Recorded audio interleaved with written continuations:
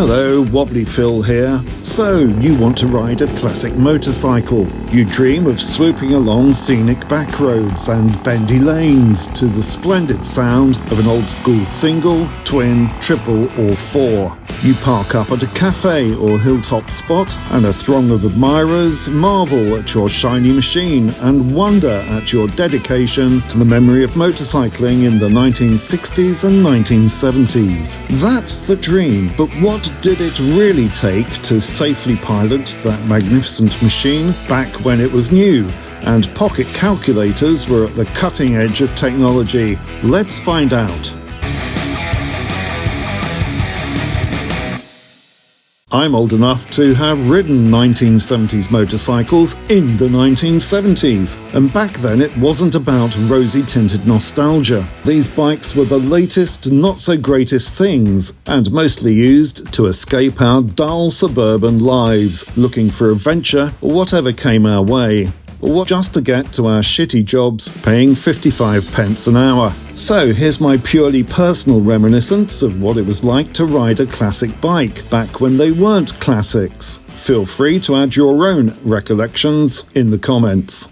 Back then, apart from speed and acceleration, of course, our biggest concerns were brakes and tyres, as well as little luxuries the manufacturers were too mean to include, like indicators, it's a clear signal, sees the road is clear ahead, checks again behind and passes. Decent silencers,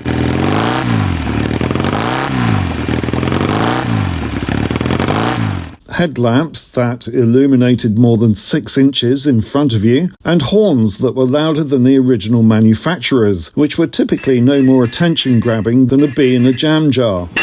In the next county. Most factory-fitted tyres back then seemed to be made from recycled Tupperware, with all the grip that implies. So the first mod to make, when you'd saved up enough from your 55 pence an hour job, was a pair of Dunlop TT100s or Avon Roadrunners. Modern and much improved versions of these are available to this day, and I've got a set of Avon Road Riders on my Trident. Brakes could be improved with steel braided hoses. That's if you were lucky enough to possess a hydraulic brake system rather than something akin to pulling on a bit of wet string.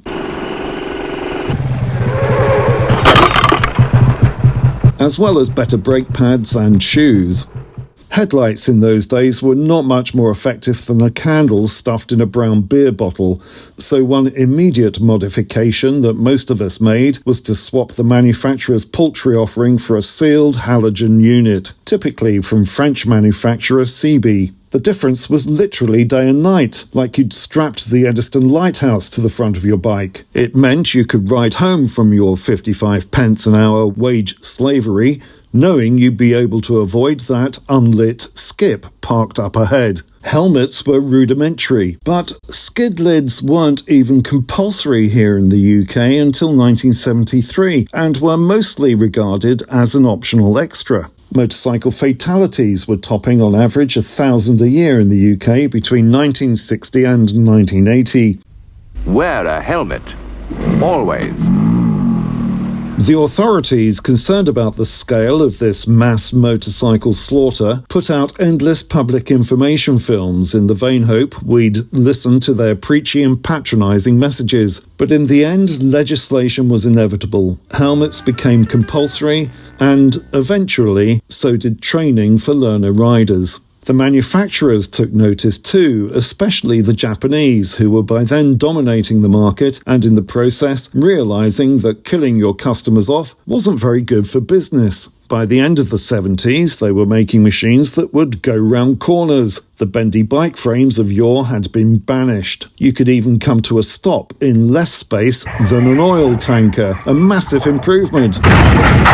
And tyres were no longer thin hoops made of Yorkshire pudding. Hurrah!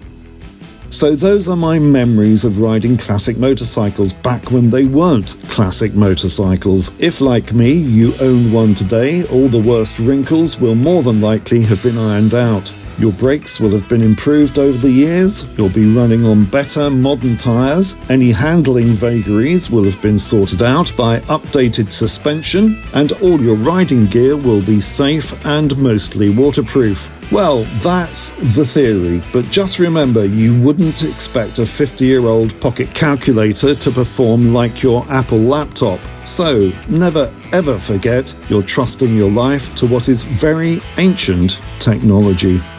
I hope you enjoyed this video. If you did, then please consider liking, subscribing and commenting to let YouTube know we're doing something right here at 3 Phils. Thank you.